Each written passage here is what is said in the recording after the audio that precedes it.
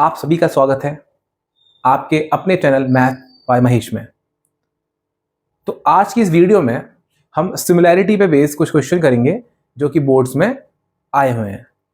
तो हम question start करते हैं और क्वेश्चन आपकी स्क्रीन पर आप देख सकते हैं। क्वेश्चन आपको प्रूफ क्या करना है, आपको फर्स्ट ऑफ ऑल गिवन क्या है, गिवन है आपको MN is parallel to BC। माफ कीजिएगा, ये आपको गिवन है। प्रूफ क्या करना है, टू प्रूव प्रूव करना है कि AM अपॉन MB बराबर होगा AN अपॉन NC के। ये चीज आपको प्रूफ करनी है। अब आ जाइए इस पे, प्रूफ कैसे करेंगे, है ना। अब प्रूफ करने के लिए आपको इस पर्टिकुलर क्वेश्चन में करना पड़ेगा कंस्ट्रक्शन। अगर हमारे पास चीजें नहीं है, मुझे छत पे जाना है, तो छत पे कैसे जाऊंगा, अरे सीढ़ी लेके आऊंगा या सीढ़ी बनाऊंगा। हम भी यहाँ पर कुछ कंस्ट्रक्शन करेंगे, ठीक है। तो कंस्ट्रक्शन क्यों करेंगे, बता दिया आपको, रीजन प्रूव करना है हमको ये चीज। अब हम करेंगे क्या, हमने कंस्ट्रक्शन में M और C को मिला दिया। हमने कंस्ट्रक्शन किया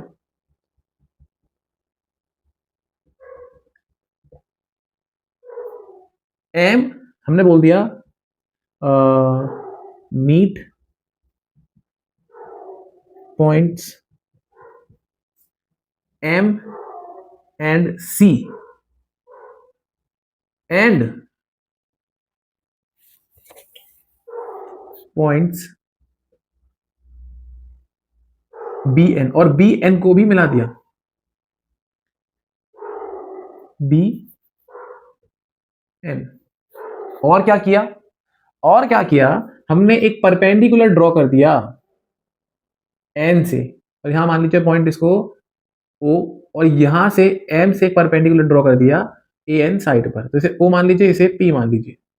और कंस्ट्रक्शन में क्या किया, पहला कंस्ट्रक्शन तो ये किया, दूसरा कंस्ट्रक्शन जो किया ड्रॉ, तो एक टीट्यूड ड्रॉ किया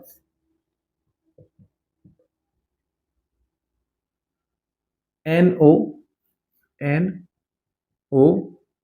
ऑन AM, NO एक एटीट्यूड ड्रॉ किया AM पर, एंड MP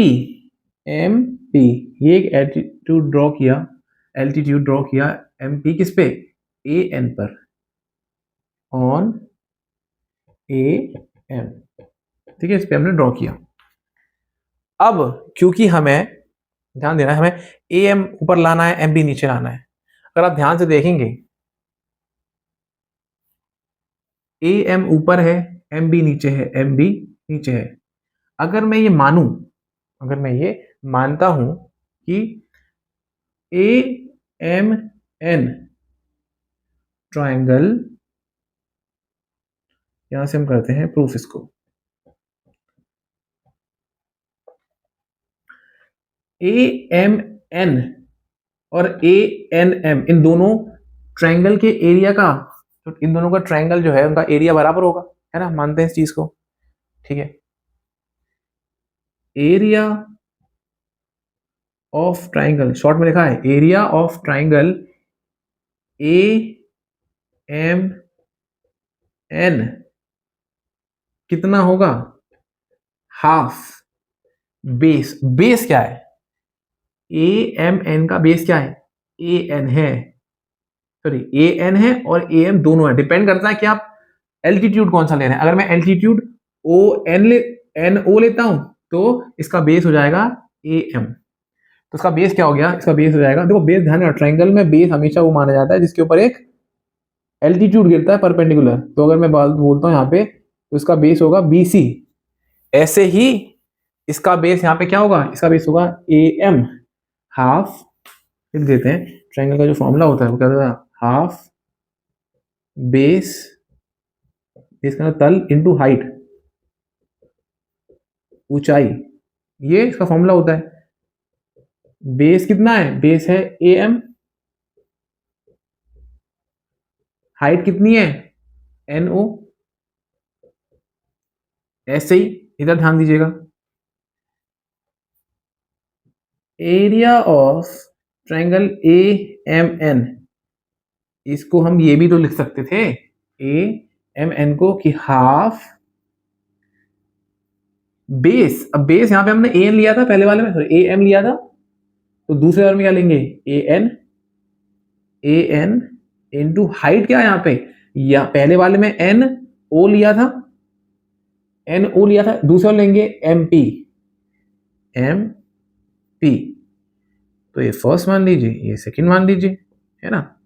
लेकिन आप ध्यान दीजिए कि ये भी area of a m n है और ये भी area of a m n है, तो क्या ये दोनों एरिया बराबर नहीं होंगे? हाँ बिल्कुल बराबर होंगे। ठीक है, आ जाइए।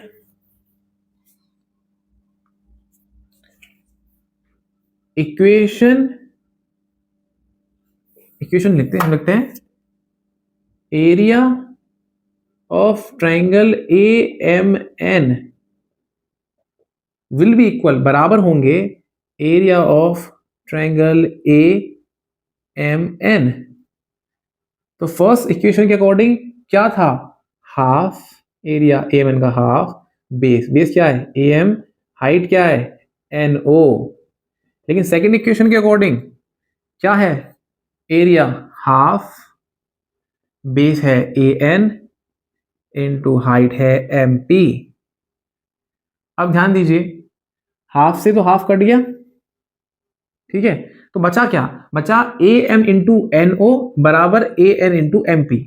ध्यान दीजिए हमें लाना क्या था, a M upon m b लाना था और a N upon n c लाना था। तो यहां पे देखिए, यहाँ पे एम ओ भी है, यहाँ पर ए एम भी है और यहाँ पर ए एन भी है।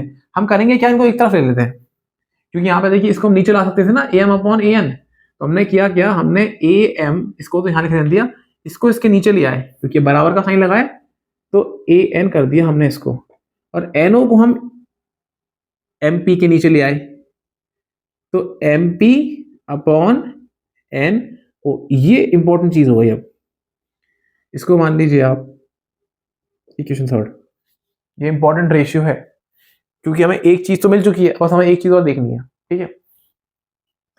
अब ध्यान दीजिए, अगर हम बात करें area of triangle m p n, ठीक है। अब सेकंड चीज स्टार्ट कर रहे हैं हम यहां से, area of triangle b M n क्या है area of b M n, half base into height. अब देखिए ध्यान दीजिएगा, जो मैं चीज बताने जा रहा हूं, अगर मैं आपसे बोलता हूं कि एक ये ट्राइंगल है तो इसका बेस क्या है, तो आप कुछ भी बोल सकते हो, ये बेस है, ये बेस है, ये बेस है, हाइट क्या होगी इसकी। अब आप ये मत बोल देना इसकी हाइट ए बी सी, इसकी हाइट ए बी होगी। हाइट या एल्टीट्यूड वो लेंथ होती है, वो लंबाई होती है जो कि परपेंडिकुलर गिरती है, सीधे गिरेगी जमीन पे एकदम। तो अगर इसको मैं ए एम नाम देता हूं तो ए एम इसका एल्टीट्यूड या हाइट होगी, ए बी नहीं होगा। तो इस वाले केस में अगर आप देखेंगे बी एम एन के केस में, b M n perpendicular height कोई है ही नहीं। आप देखेंगे अगर इसको बेस को अगर आगे बढ़ाया जाए ना, तो ओ एन ही इसकी एक हाइट है, किसकी, बी एन एम ट्राइंगल की हाइट या एल्टीट्यूड ओ एन है, इसलिए बेस बी एम होगा। तो according to the formula B M N का फॉर्मूला क्या होता है, half base into height, half triangle का एरिया है ना, बेस इंटू हाइट।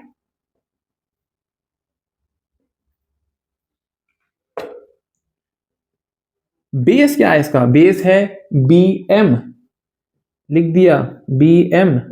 हाइट क्या है एन ओ, लिख दिया N O.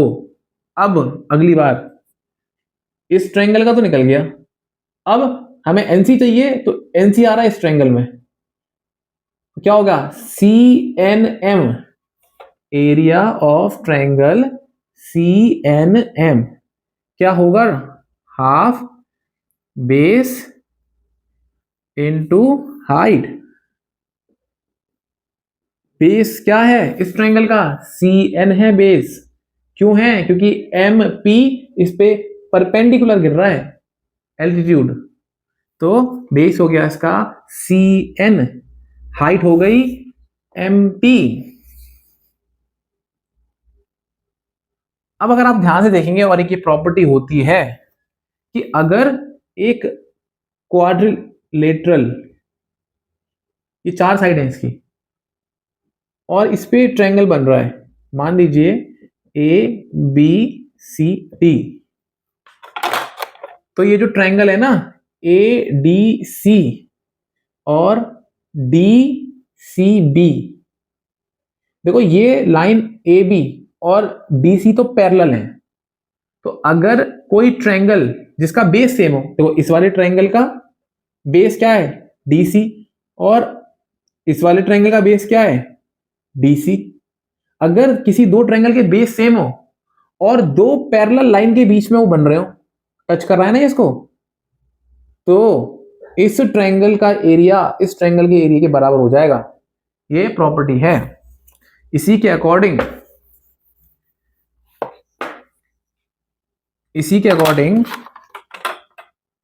Area of triangle BMN बराबर हो जाएगा किसके, एरिया ऑफ ट्रायंगल CNM के। क्यों हो जाएगा, क्योंकि ध्यान से देखो ये दोनों पैरेलल हैं, ये MN और BN, और इसमें कंस्ट्रक्शन के थ्रू हमने बोला था BMN, ये ट्रायंगल BMN, और दूसरा ट्रायंगल कौन सा है CNM, ये ट्रायंगल दो पैरेलल लाइन के बीच में बन रहा है, तो इनका एरिया बराबर होगा। जब एरिया बराबर हो जाएगा तो होगा क्या, BNM का वैल्यू क्या था, अगर आप इसको मान लीजिए फोर्थ इक्वेशन और इसको मान लीजिए फिफ्थ इक्वेशन, फोर्थ और फिफ्थ से क्या आया, वैसे लिखने की जरूरत नहीं है, तो आप लिख सकते हैं हाफ, मैं तो कह रहा हूं मत ही लिखिए आपसे, है ना, इसका क्या आया हाफ BM इंटू NO बराबर होगा half CN into MP। Half से हाफ कैंसिल हो गया। अब ध्यान से देखिएगा MB CN या NC, ये रहा, तो इसको ना एक तरफ लिख लेंगे। तो हमने क्या किया, BM अपॉन CN को नीचे ले आए, CN बराबर किसके होगा, MP तो लिखा ही हुआ है, और इसको इधर ले आएंगे NO। ये इंपॉर्टेंट है, ये इंपॉर्टेंट। अगर ये आप थर्ड इक्वेशन इसको दे रहे हैं तो आप इसको इक्वेशन दीजिए 5, मैं तो कह रहा हूँ हाँ 4 दे देते हैं, इक्वेशन 4। अब ये दोनों चीजें इंपॉर्टेंट है, ध्यान दीजिएगा। इसको एक बार स्क्रीनशॉट खींच लीजिए इसको, क्योंकि हम इसको आगे इधर से हम रफ कर रहे हैं। अब देखिए, बस ये ध्यान रखिए कि हमें प्रूफ क्या करना था, हम बस वो चीज लिख देते कि हमें प्रूफ क्या करना था। हमें प्रूफ करना था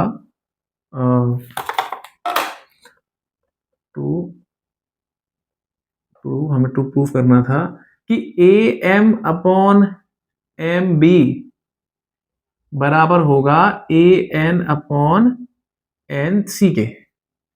तो क्या करेंगे, from third and fourth equation, third और फोर्थ इक्वेशन से। अब यहां पे देखिए AM अपॉन AN बराबर है MP अपॉन NO के, ऐसे ही BM अपॉन NC बराबर है MP अपॉन NO के। देखो ये दोनों तो सेम है, और अभी हमने क्या बताया था कि ये अगर इसके इक्वल है और यही इसके इक्वल है, देखो ये इसके इक्वल है और इसके इक्वल ये है, तो ये इसके इक्वल हो जाएगा ना।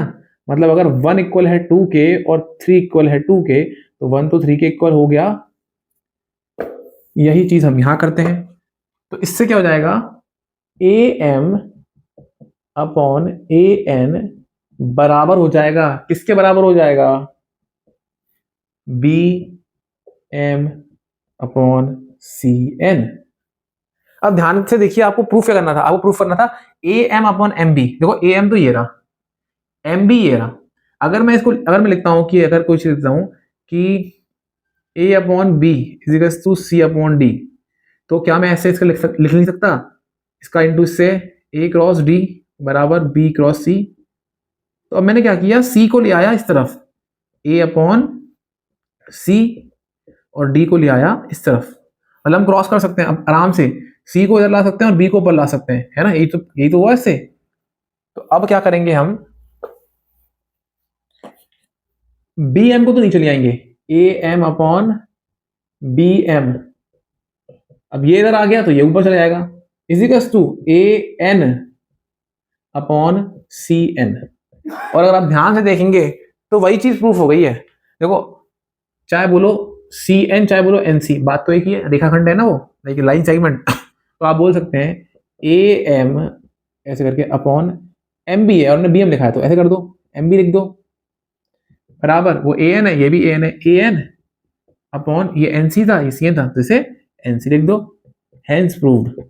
और आपके 5 नंबर पक्के। बहुत ही आसान क्वेश्चन था ये, अगर आप बेसिक समझ रहे हैं और स्टेप बाय स्टेप इसको क्वेश्चन को कर पा रहे हैं। इस वीडियो को अंत तक देखने के लिए आपका बहुत बहुत शुक्रिया। अगर आपको वीडियो सच में अच्छी लगी हो तो आप इसको लाइक करिए, सब्सक्राइब करिए चैनल को, और अपने फ्रेंड्स के साथ शेयर करिए, क्योंकि आगे हम बोर्ड से रिलेटेड इंपॉर्टेंट क्वेश्चंस और टॉपिक लाएंगे। अगर आपको हेल्पफुल लगता है तो आप चैनल को सब्सक्राइब करिए, और thank you for watching this video. God bless you all.